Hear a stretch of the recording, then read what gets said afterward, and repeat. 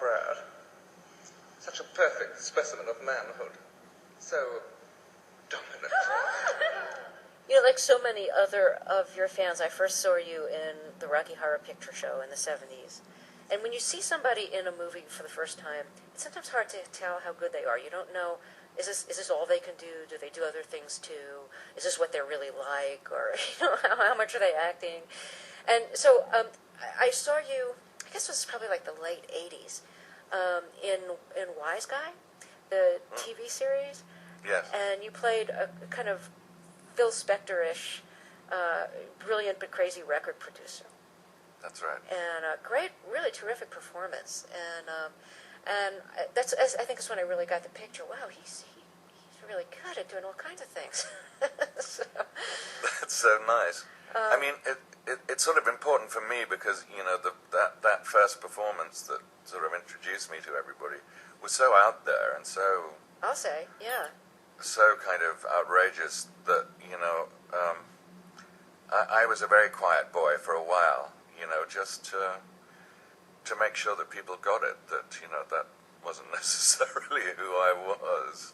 Was that because it was my first movie, you know? That was your first movie? Yeah. How did you get the part?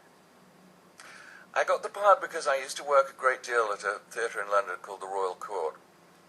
And I guess they have a little theatre upstairs which seats about 60 people, and I did Brecht there, and I did a sort of Rudyard Kipling show there, and I guess the next show, I did a dreadful musical, a Marxist musical called Give the Gaffers Time to Love You, with a director who kept saying, Barry, the second act just simply isn't Marxist enough. And that, of course, never even opened to the critics. But the next show coming in was this other musical called The Rocky Horror Show. And originally I played Frank-N-Furter as though he was German. It was Dr. Frank-N-Furter, and everything was very interesting and stupid. And then one day I heard a woman on a bus saying, do you have a house in town or a house in the country? And I thought, yes, she should sound like the Queen. So, That's he great. should sound like the Queen. So, but that's how it happened, and it just started in this tiny theatre, you know, and it just took off like a sort of rocket. Did you like the kind of cheap horror films that it in part parodied? Oh, absolutely, and I mean, Richard's brilliance really was just, you know, it was really like reaching up a hand into the zeitgeist and just grabbing, you know, horror, 50s horror movies, Sandra Dee, comic books, and 50s rock and roll, and just hurling them all together, with the, you know, some fishnet tights thrown in. And the fishnet tights really, you know, came from a brilliant costume designer called Sue Blaine, who I'd worked with before, actually, in a wonderful theatre in Scotland called the Glasgow Citizens Theatre, where we did a production of The Maids, where I wore exactly that corset. The Jean Genet play? Yeah, the Jean Genet play. I played Solange, and we bought the corset for £3 off a barrow in the market in Glasgow and wore it back to front. That's funny, you'd be wearing it for like this transgressive playwright Genet, and then this parody of everything Rocky Horror. Absolutely. Well, there's probably nothing that can get you into character quickly, like black bikini briefs, fishnet stockings, the garter belt, the corset, the whole thing. Well, absolutely, but that was a fairly late development. I mean, I had no idea it was going to be like that. You didn't when you accepted the part? No. I thought I'd be in a white lab coat, you know. So how did the whole thing? It was a bit of a shock, How did it actually. all evolve then? Well, it evolved because it was much funnier that way. And I mean, I thought the great gag about, you know, the way that we all looked was, and I've always said this to anybody who's ever asked me about playing Frank-N-Furter, if they were playing it, you know, to just never think about it as drag, because it's not. It's just what people wear in Transylvania. You know, it's just what everybody wears in Transylvania, so just get over it, you know. It's truck driver drag. It's not about going boop boop a doob. It's just what they happen to wear. I think the thing I found most amazing about the whole phenomenon of Rocky Horror was watching like the 12-year-olds outside the theater parading around in their transvestite clothes. Because they were all, it was just like all these 12-year-olds outside the theater imitating you in your getup, and you had to just kind of ask yourself, what is going on here? What do the 12-year-olds make of it? I mean, are they going through some kind of gender thing, or do they just love the movie? Like, what is this about? I think it's all of the above, actually. I mean, I think, first of all, they love the movie because it's daring. To pretty much everybody, it was daring at the time, less daring now. To them, it's daring, and it's also, I think, there are several reasons why it's endured the way that it has. It's a kind of rite of passage now, I think, and actually, first of all, it's a guaranteed weekend party to which you can go with or without a date, and probably find one if you don't have one. Mm-hmm. And it's also, I think, a chance for people to try on a few roles for size, help them maybe figure out their own sexuality. I mean, I think that's probably taking it a little deeper than it needs to go, but I think it has had a useful purpose in that way, and I've certainly had some very interesting and moving mail from people who have said, thanks for helping me figure out who I was, and that's very nice. Did you ever go to one of like the midnight screenings back in the 70s and watch the movie with the people who were reciting along, and when they would make a toast on screen, people would like throw toast, at the screen, yeah. And the whole bit, it became an incredibly participatory experience for the people who came to see it time and time again. I did go. I went a couple of times. Oddly enough, it started happening at the Waverly Theatre In Manhattan, on in the 6th Village. Avenue in the Village, and ironically, I was living a block behind it on Jones Street. Oh, you're kidding. So I would see on my way home all these people, and I got to know about it rather quickly because I was a neighbor. Wow. And finally, I went to see it, and in fact, I had to sort of call the theatre because, you could never get in, and I said, I'm in it, and I'd really love to come and see it and get an eyeful, and the operator said, "You're the third Tim Curry to call this week." So finally I showed up, and they sort of believed me and took me in, and the word spread rather swiftly, and people were sort of coming up and touching me and running away and giggling, and it was a very, very peculiar experience. And then finally the usherette, I don't know what you call them, that's what they call them in England, came and sort of dragged me out of my seat and announced that I was an imposter and threw me out of the theatre, which is Wow. quite funny, really. Did you protest? So I actually had my passport on me, and I pulled it out, and I said, "Still think I'm an imposter?" And she said, "Oh, Mr. Curry, I'm so sorry. Please come back in." And I said, "I wouldn't dream of coming back in." And I saw it once. On the Strip in L.A. Because I was doing a gig there with my band when I was making records, and I took them up to the balcony to see it, and I remember my drummer coming out and saying, "We don't have to dress up like that, do we?" And I said, no, you really don't, and I shan't be either. But it was odd. I mean, it's a very peculiar experience. I mean, the first person to actually shout back in the theatre was David Bowie's first wife, Angie. Really? I remember when Bowie came, and he brought this huge entourage, and she was with him, and when Richard O'Brien was about to kill me, she shouted, no, don't do it. And so I guess she was one of the first people to sort of do that. And Mark Shaman, who's the sort of famous composer now, was one of the first to actually talk back in the Waverly. I think he began it here in New York, and now, of course, it's everywhere. Now, your father was a chaplain in the British Navy. Yes. What did your parents think of your role in Rocky Horror? Well, he, alas, was dead, because he died when I was 12. So he wasn't even aware that I was an actor, even. I think my mother my mother, who, is really like one of those sort of Monty Python ladies, Oh, I can't imagine what's going on. Who always had a hat. And, since my first job in the theatre was hair, and, And you were probably naked in that, right? And I did appear naked in it. I think, it was a relief to her that I actually was wearing clothes of any kind.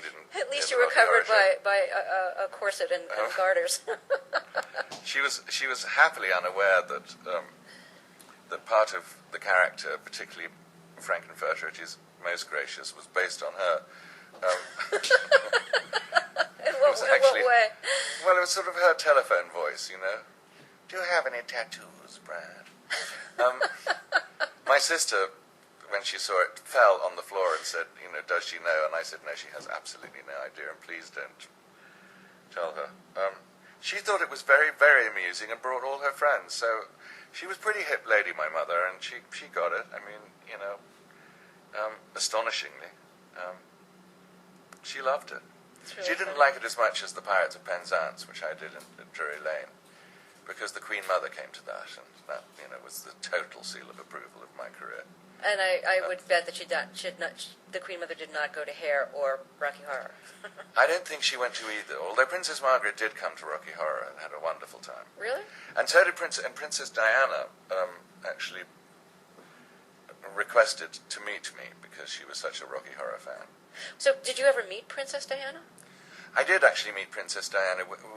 I was doing a production of Love for Love, and it was taken to Vienna for British Week, and we played at the Burgtheater, and Prince Charles and Princess Diana were the guests of honor, and which was when she said that she very much wanted to meet me, and so they sort of put me at the end of the receiving line, and Prince Charles said, I think I've seen you on television. Haven't I seen you on television? I said, yes, sir, I'm sure you've seen me on television. Yes, I thought I'd seen you on television. But Diana said, you were in the Rocky Horror Show. And I said, yes, ma'am, I was. I was, but I'm sure that you haven't seen it. She said, oh, yes. It quite completed my education. She was a very funny girl, and a very beautiful one, and sort of a very wicked smile came with that sentence. She was great fun, and the world is poorer without her. You grew up in England. Your father was a chaplain in the Navy. Were you religious when you were growing up? Rather not. As preachers' kids tend not to be, I mean, my father was pretty chill about all of that. I mean, he wasn't... Methodism in England is a lot more relaxed than it is in the States. It's not as forbidding or as chilly. And he was a very liberal and very funny man. But, I did willy-nilly show up, to Sunday school morning and afternoon, and went to hear him preach when he was on shore, because he was quite often at sea. And I spent my childhood in various sort of naval bases until he died when I was quite young, when I was 12. And we moved to South London, and I went to boarding school. And I actually went to a school that was founded by John Wesley, who founded Methodism in, the school I think started in 1784 or something, and was founded for the sons of Methodist ministers. So I went to a fairly kind of churchy school, which has also turned out to be very kind of relaxed and liberal, and I was a cheerful agnostic, really, from then on. Still a cheerful agnostic? Still a cheerful agnostic. Did you have to go to church, and did you sing a lot in church? Well, that was the great bonus, because the Methodist Church has a remarkable body of hymns, largely a great number of them by Charles Wesley. And so I sang in church from about I don't know, 6 or 7, and I was a real boy soprano for, until my voice changed. It changed a lot, didn't it? It did change quite a whole lot. I was very lucky because I had a great music teacher who sent away to Westminster Choral School for exercises when my voice started breaking, because, so often people with wonderful soprano voices end up with no mature singing voices at all. And I managed to make that transition happily. And it's funny, when I was doing, I don't know whether this is interesting, when we were doing Pirates of Penzance, I had my first singing lessons, really. The lady who was doing them said, we must work on your falsetto and get your range up. And I said, I don't have a falsetto. And she said, oh, nonsense, everyone has a falsetto. And I said, no, I really don't. And she made me find one. And she suddenly had this revelation one day, and she said, were you a boy soprano? And I said, yes, I was. And she said, you're in mourning for that sound, aren't you? And I realized that I was. I mean, it is a great sadness not to be able to make that extraordinary pure sound that you do make as a boy soprano. That's actually and I really guess interesting, yeah. It is. It's fascinating, isn't it? I think I just, cut off that valley. But you kept singing, didn't you? I kept singing, yes, absolutely. So did you go to, like, the loud, gruff rock band kind of singing afterwards? Well, no, actually, I mean, at 17 or 18, I was singing Lieder, and, I was singing sort of classical music, really. But then, I guess, the Beatles happened, and it was all over. So what? That and Marlboro, Marlboro cigarettes. It's funny because I actually quit smoking a year ago, and it was fascinating because within 3 weeks, my voice went back up a tone and a half, and I remembered, and I heard the voice that I remembered myself singing in when I was 19 or 20. Huh. It's very odd, and it's a great warning to anyone to stay away from the demon tobacco, stupid drug that it is. No, I've read that you not only love Billie Holiday, but that you do Billie Holiday, and I wasn't sure whether that meant that you sing a lot of songs associated with her, or whether you can do a good Billie Holiday impression. Well, both, I hope. I don't know. I did a film for television in England called Blue Money, where I played an impressionist, and I did a few singers. Including Billie Holiday.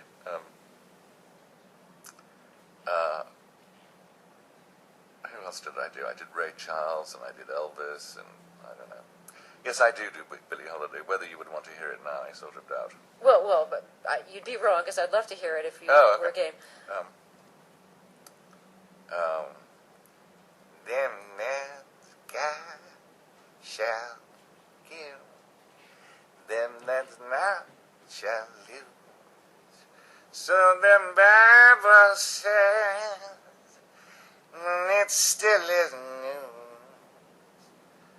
Mama may have, Papa may have, but God bless the child that's got his own.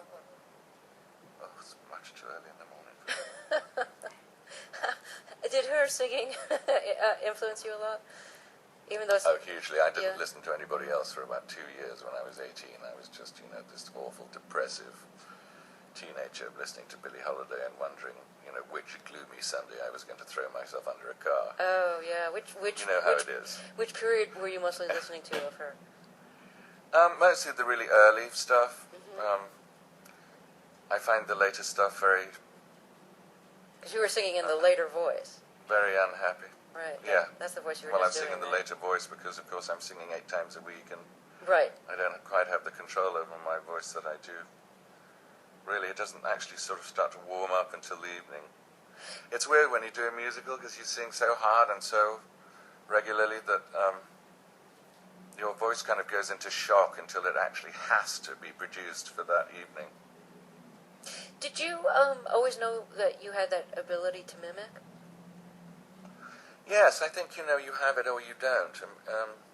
Hank, who Azaria, who's Azaria, in this show, is an absolutely dazzling mimic and do anybody. You sort of have an ear or you don't, I think. And I think, a lot of it has to do with amusing other children when you're young and, getting out of being hit. Right. Is that effective for you? I think it's effective for all childhood comedians. I think it's, the root of a great deal of comedy. Well, Tim Curry, I wish you really good luck with Spamalot. Thank you so much for Thank you very talking much with us. indeed. My pleasure.